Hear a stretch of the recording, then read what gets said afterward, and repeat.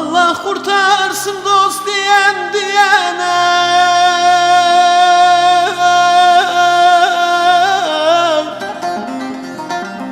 Ne bir kapısı var ne de pencere.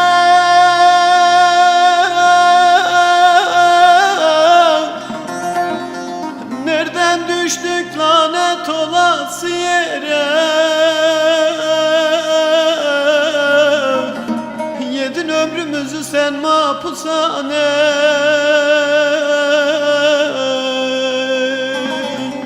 Yedin ömrümüzü sen mahpushane.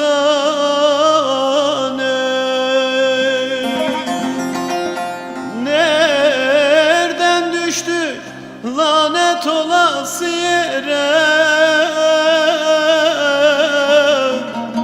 Yedin ömrümüzü sen mahpushane.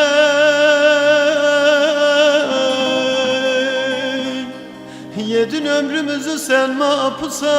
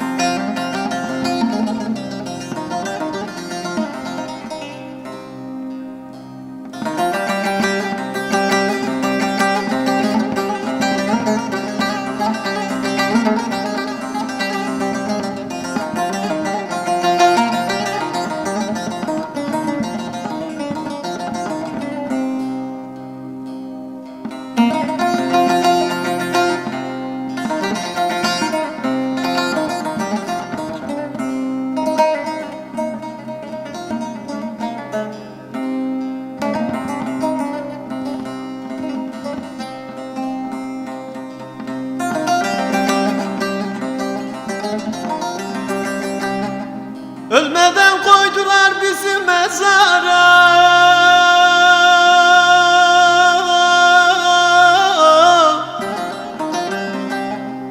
Bir arada bu kadar baktık ara.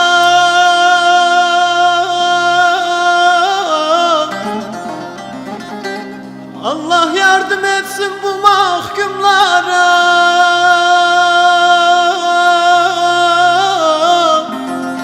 Mahpus değil benziyor bir zindana. Yedin ömrümüzü sen mahpushane.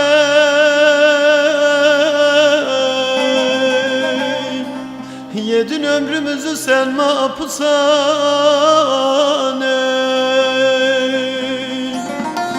Mahpus değil benziyor bir zindana.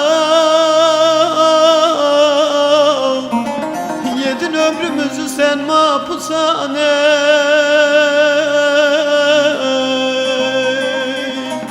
Yedin ömrümüzü sen mahpushane.